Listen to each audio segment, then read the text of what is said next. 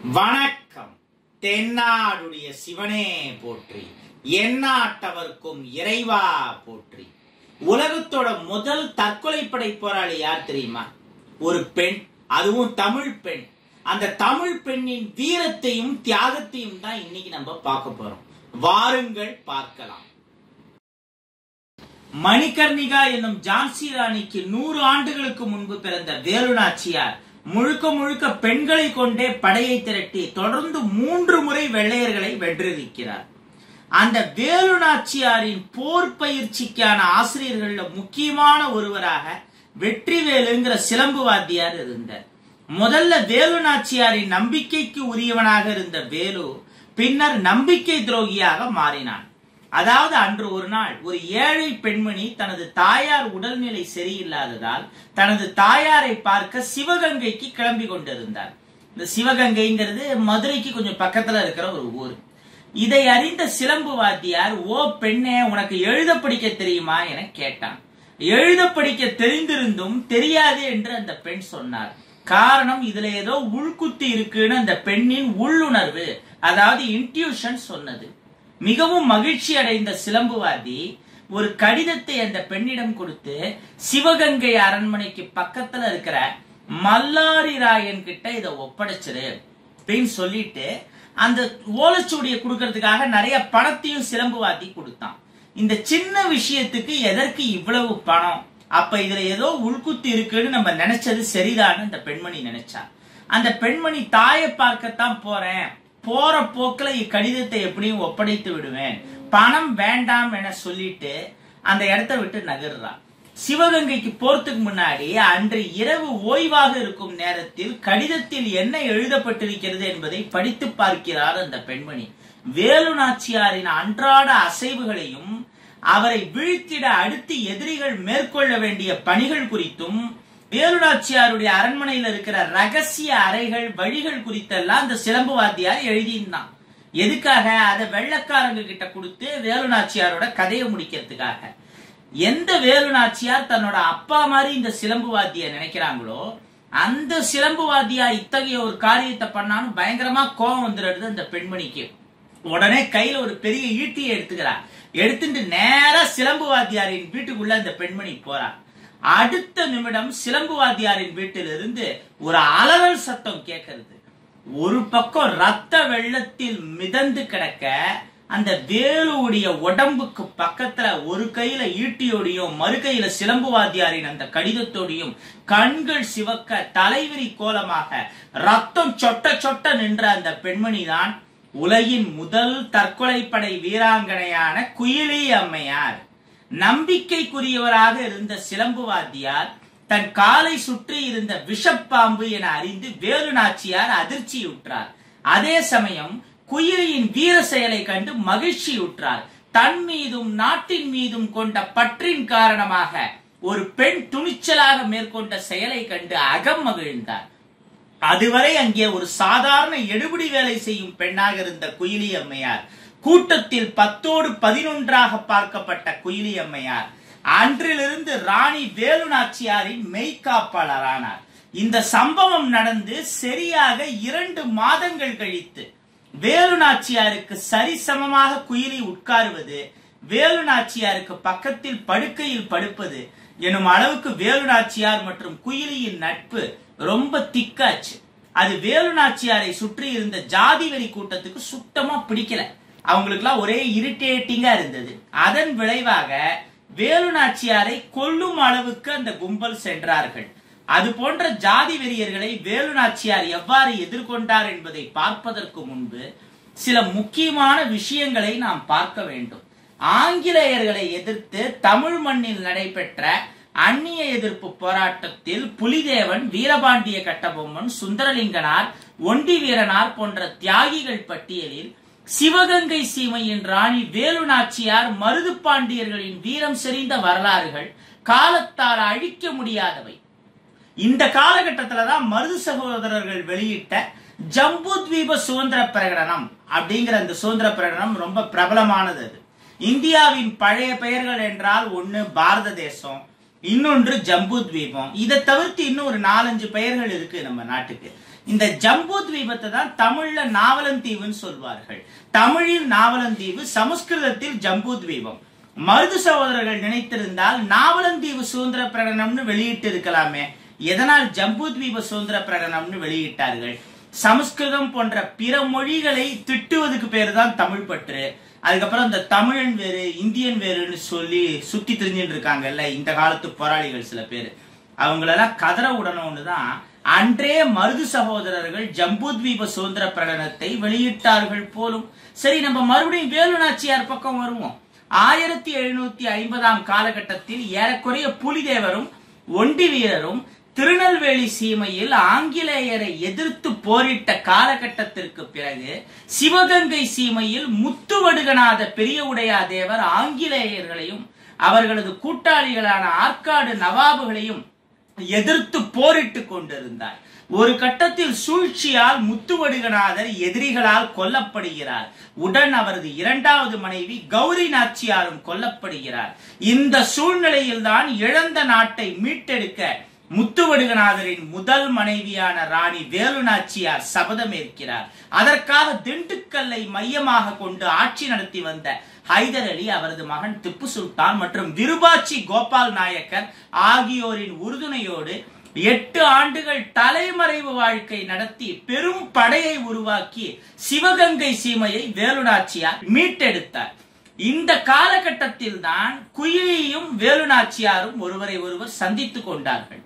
சினம் கொண்ட சிங்கமாய் சிவகங்கையை வீரமங்கை வேலு நாச்சியார் மீட்டெடுத்ததற்கு முக்கிய காரணமாக அமைந்தது குயிலி அம்மையார் செய்த உயிர் தியாகம்தான். அத்தகைய குயிலி அம்மையாரின் தியாகத்தையும் வீரத்தையும் தான் நாம் இந்த வீடியோவில் தொடர்ந்து பார்க்க போகிறோம்.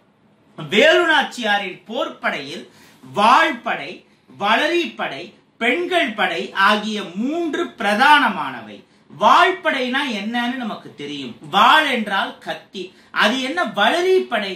வளரிப்படையை இங்கிலீஷ்ல பூமராங்னு சொல்லுவாங்க. சுருக்கமா சொல்லணும்னா வளரிங்கிறது வெறும் பூமராங் மட்டும் இல்ல, அதுக்கும் மேல வளரியில பல வகைகள் இருக்கு. அதுல ஒரு குறிப்பிட்ட வளரி வகை எப்படின்னா, எதிரிய போய் அட்டாக் பண்ணிட்டு மறுபடியும் வீசினவன் கைக்கே திரும்ப வரும். செவுத்துல பால் பட்டா அந்த பாலை போட்டவங்க கைக்கே திரும்ப வரும். அந்த மாதிரி ஒரு ஆயுதம் எதிரியை அட்டாக் பண்ணிட்டு மறுபடியும் வீசினவன் கைக்கே திரும்ப வருதுன்னா அப்ப அதை கரெக்டா பிடிக்கணும், ஹேண்டில் பண்ணணும், இல்லைன்னா வீசினவனையே க்ளோஸ் பண்ணிடும். அவ்வளவு டேஞ்சரஸான ஆயுதம் வளரி ஆயுதம். அதை கையாள்றதுங்கிறது சாதாரண விஷயம் இல்லை. இதுல வாள்படைக்கு தலைமையேற்றவர் சின்ன மருது, வளரிப்படைக்கு தலைமையேற்றவர் பெரிய மருது, பெண்கள் படைக்கு தலைமையேற்றவர் தான் குயிலி அம்மையார். குயிலி அம்மையார் தலைமையிலான பெண்கள் படைக்கு உடையாள் பெண்கள் படை என பெயர் சூட்டி இருந்தார் ராணி வேலு நாச்சியார். உடையாள் என்பவள் ஒரு மாடு மேய்க்கும் சிறுமி. காளையார் கோவிலில் தன் கணவரை பறிகொடுத்த வேலு நாச்சியார் அரியாக்குறிச்சி என்கிற ஊருக்கு பக்கத்தில் வரும்போது உடையாள் என்கிற மாடு மேய்க்கும் சிறுமி எதிரே வந்தாள்.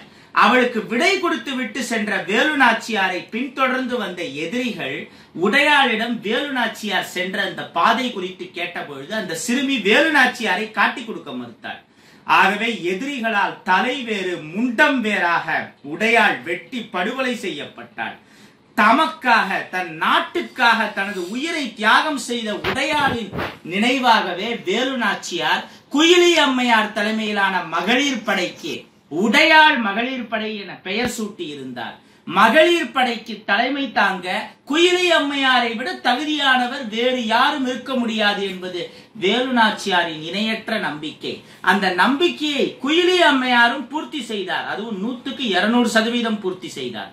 ஒரு நாள் நள்ளிரவு நேரம் வேலு நாச்சியாருக்கு பக்கத்தில் மெத்தையில் படுத்து குயிலி அம்மையார் தூங்கிக் கொண்டிருந்தார். வேலு நாச்சியாரும் குயிலி அம்மையாரும் சரிசமமாக உட்காருவது, ஒரே மெத்தையில் படுத்து தூங்குவது, இது போன்ற சில விஷயங்கள்லாம் வேலு நாச்சியாரை சுத்தி இருக்கிற சில ஜாதி வரி பிடித்த கும்பலுக்கு எரிச்சலை ஏற்படுத்தியது அல்லவா? அதுபோல் அன்று வேலு நாச்சியாரும் குயிலி அம்மையாரும் தூங்கி கொண்டிருந்த அந்த நேரத்தில் அறைக்கு வெளியே காலடி சத்தம் கேட்டது. அதை கேட்டும் கேட்காதது போல் குயிலி அம்மையார் படுத்து கிடந்தார்.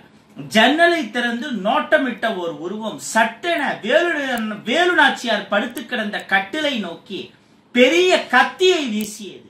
பாய்ந்து தடுத்த குயிலி அம்மையாரின் கையை கத்தி பதம் பார்த்தது. வலியால் அலறிய குயிலி அம்மையாரின் சத்தம் கேட்டு எழுந்த வேலு நாச்சியார் ரத்தம் வடிந்த குயிலி அம்மையாரின் கையை பார்த்து அதிர்ச்சியுற்றார். ஒரு தாயின் அரவணைப்போடு குயிலி அம்மையாரை கட்டி அணைத்து கைகளுக்கு முதலுதவி செய்து கொண்டிருந்தார். அதற்குள் கத்தி வீசிய அந்த ஆசாமி அவ்விடத்தை விட்டு ஓடிவிட்டான்.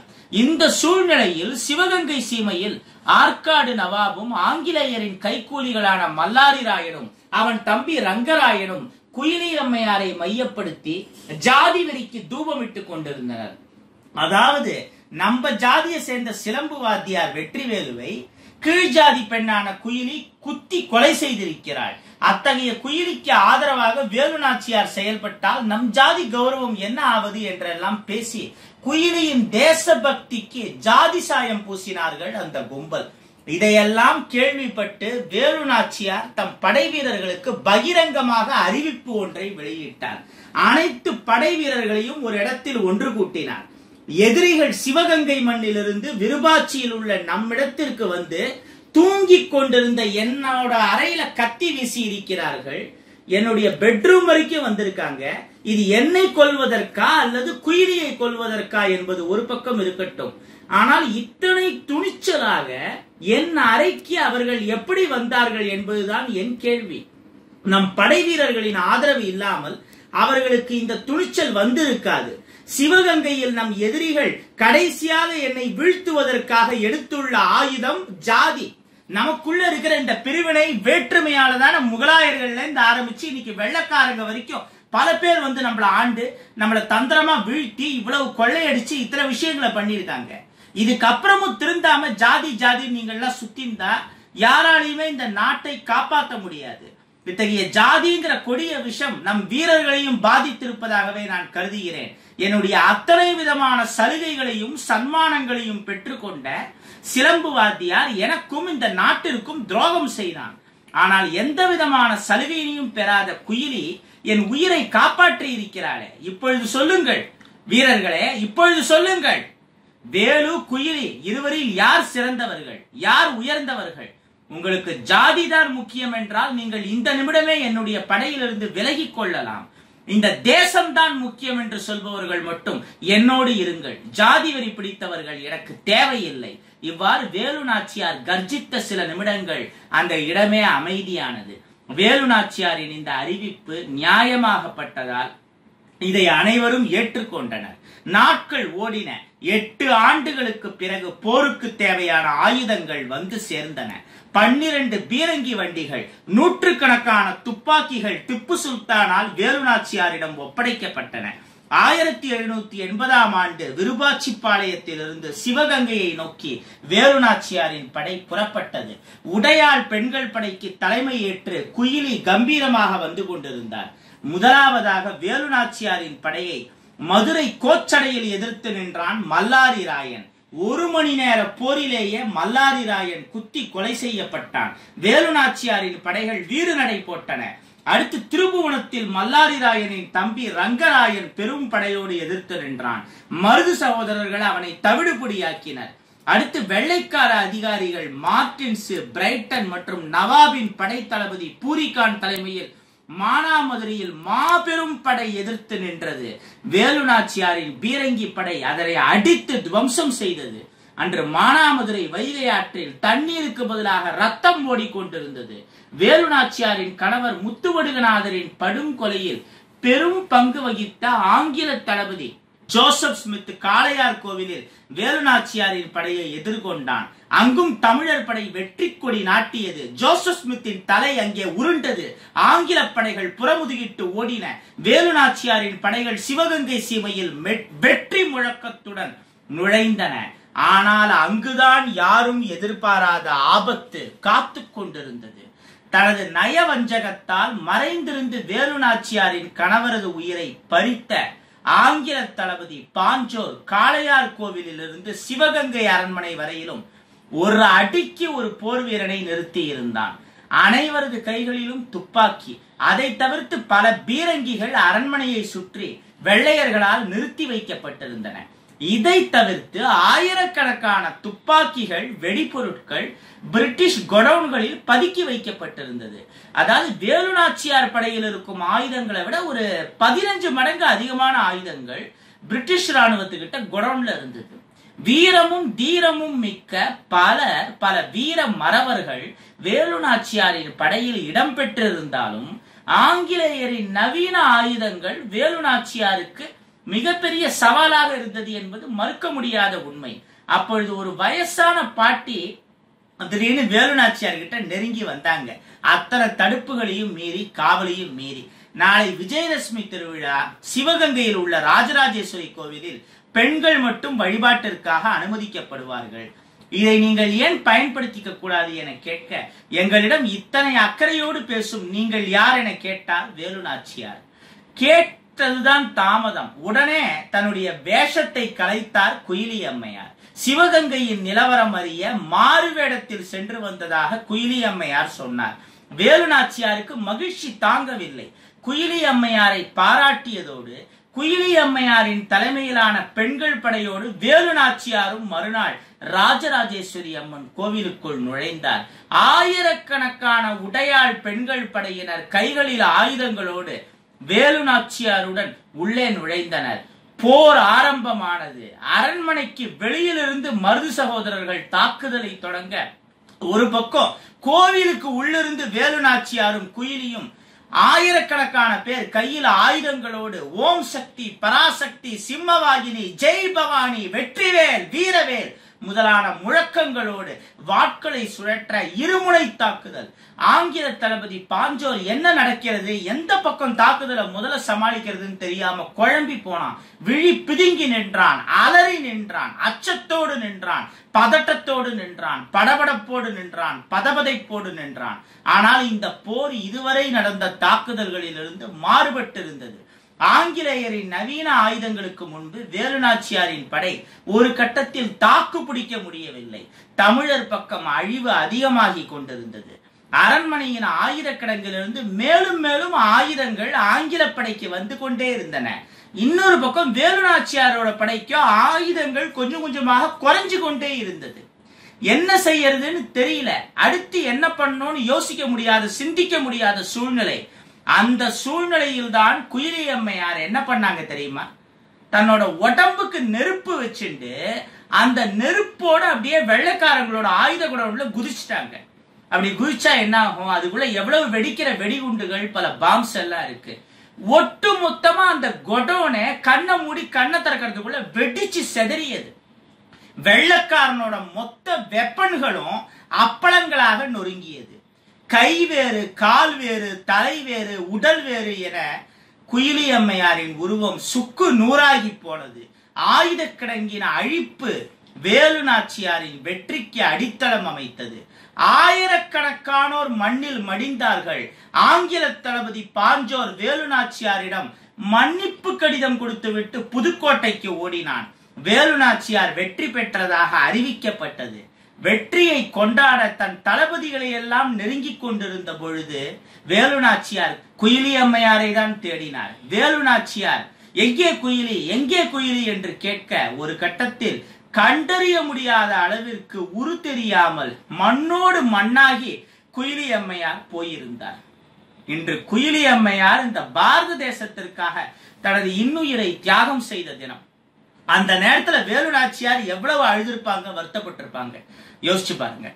இந்திய மண்ணை அந்நியர் ஆதிக்கத்திலிருந்து விரட்டிட வீரமங்கை வேலு நாச்சியாருடைய சபதம் வெற்றி பெற வேண்டும் என்பதற்காக, இந்த நாட்டிற்காக தன்னுடைய உயிரையே தியாகம் செய்த உலகின் முதல் தற்கொலை போராளி குயிலி அம்மையாரின் வீரம் இந்த தலைமுறைக்கு எடுத்து சொல்லப்பட வேண்டும். அவசியம் இந்த தலைமுறையினர் இந்த மாதிரியானவங்களை பத்தி எல்லாம் தெரிஞ்சுக்கணும். சுதந்திரத்தை காத்த அனைவருக்கும் சொல்லுகின்றோம் எங்கள் முதல் வணக்கம். வந்தே மாதரம். ஜெய் ஹிந்த்.